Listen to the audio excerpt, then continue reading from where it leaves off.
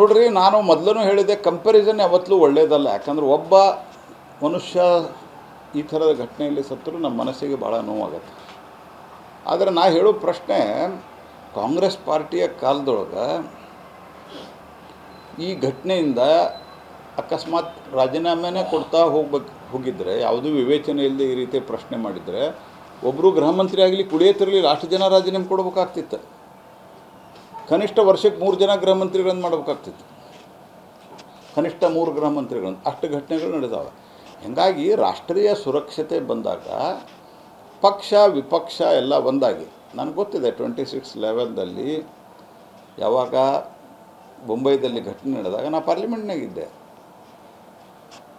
BJP ಸೇರಿದಂತೆ ವಿರೋಧ ಪಕ್ಷದಲ್ಲಿದ್ದಂಥ ಅನೇಕ ಪಕ್ಷಗಳು, ಈಗ JDU ಇರ್ಬೋದು, ನಿತೀಶ್ ಕುಮಾರ್ ಅವರ ನೇತೃತ್ವ, ನಿತೀಶ್ ಕುಮಾರ್ ಅವರು ಇದರಲ್ಲಿದ್ದರು, ನಿತೀಶ್ ಕುಮಾರ್ ಅವ್ರ ಪಾರ್ಟಿನೂ ಒಳ್ಳೆಯ ಸಂಖ್ಯೆಯೊಳಗಿತ್ತು ಆವಾಗೂ ಲೋಕಸಭೆ ಒಳಗೆ.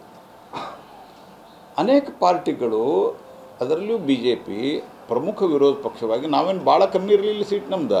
ಅವ್ರದ್ದೊಂದು 140-50 ಇತ್ತು, ನಮ್ಮದೊಂದು 135-36 ಇತ್ತು.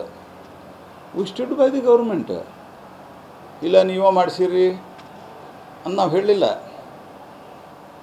ತುಷ್ಟೀಕರಣದ ರಾಜಕಾರಣ ಸಾಕಷ್ಟು ದೊಡ್ಡ ಪ್ರಮಾಣದಲ್ಲಿ ಇದಕ್ಕೆ ಪರಿಣಾಮ ಬೀರಿದ್ರೂ ಸಹಿತ ನಾವು ಮೊದಲು ಪಾಕಿಸ್ತಾನವನ್ನು, ಯಾಕಂದರೆ ಪಾಕಿಸ್ತಾನ ಪ್ರೇರಿತ ಭಯೋತ್ಪಾದನೆ ಇದೆ.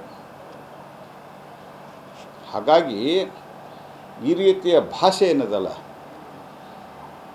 ಮೊದಲಿದ್ದು ಹಿಂದಿನ ದಿವಸ ಯಾಕೆ ಮಾಡಿದರು ಅಂದರೆ ಟೆರರಿಸ್ಟ್ಗಳಿಗೆ ಇವ್ರಿಗೇನು ಸಂಬಂಧ ಇದೆ, ಇವ್ರಿಗೆ ಹೇಳಿ ಮಾಡ್ಬೇಕನ್ನ ಅವರು ಕಾಂಗ್ರೆಸ್ ಪಾರ್ಟಿಗೆ. ಎರಡನೇದ್ದು ರಾಜೀನಾಮೆ. ಈ ರೀತಿ ಬೇಜವಾಬ್ದಾರಿ ಹೇಳಿಕೆಗಳನ್ನು ಕೊಡೋದು. ನೋಡ್ರಿ, ಯಾವಾಗ ಏನು ಮಾಡಬೇಕು, ಸರ್ಕಾರ ಯಾರಿಗೆ ಕರಿಬೇಕು, ಯಾರಿಗೆ ತಿಳಿಸ್ಬೇಕು, ಸರ್ಕಾರ ಇಡೀ ವ್ಯವಸ್ಥೆಯ ಬಗ್ಗೆ ಭಾಳ ಅತ್ಯಂತ ಚೆನ್ನಾಗಿ ಇದನ್ನು ನಮ್ಮ ಏಜೆನ್ಸಿಗಳು ಹ್ಯಾಂಡಲ್ ಮಾಡ್ತಾಯಿದ್ದೇವೆ. ಯಾವ ಸಂದರ್ಭದಲ್ಲಿ ಏನು ಮಾಡಬೇಕು ಅದನ್ನು ಸರ್ಕಾರ ಮಾಡ್ತದೆ.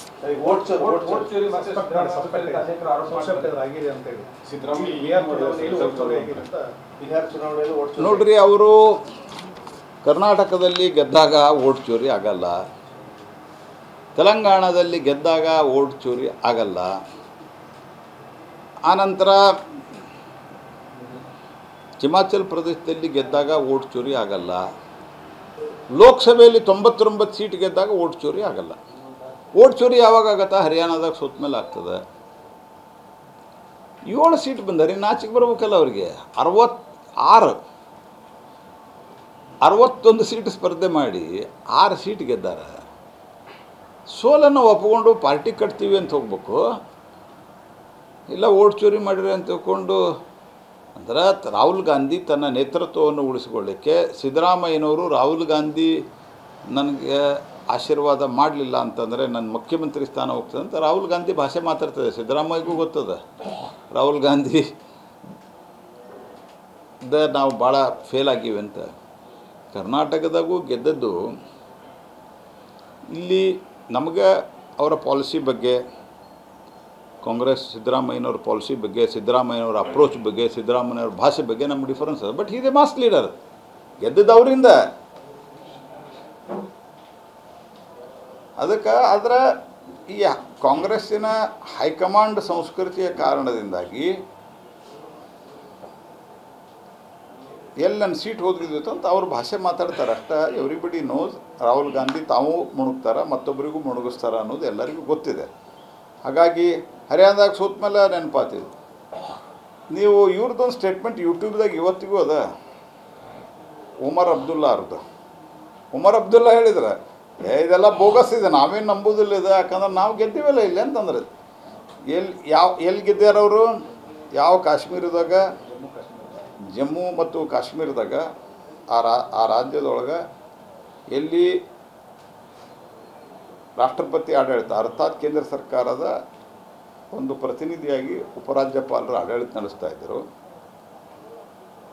ಎಲ್ಲಿ ಅವರು ಅಧಿಕಾರದಾಗ ಇರಲಿಲ್ಲ. ಅಂದ್ರೆ ಈಗ ಸಪೋಸ್ ಈಗ ಸದ್ಯ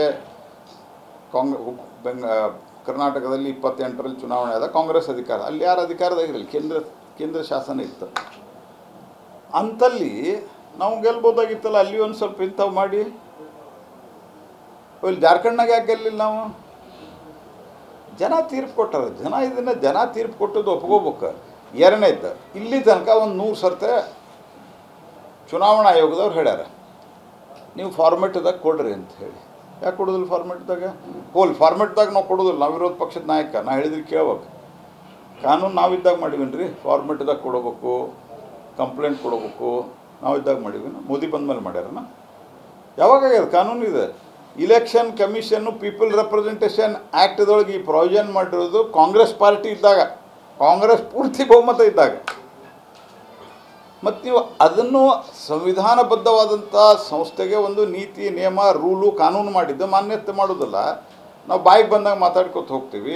ಗೆದ್ದಾಗ ರಾಹುಲ್ ಗಾಂಧಿ, ಸೋತಾಗ ಓಟ್ ಚೋರಿ. ಮೊದಲ EVM ಅಂದ್ರೆ, ಆಮೇಲೆ ಓಟ್ ಚೋರಿ, ಈಗ ಓಟ್ ಚೋರಿ.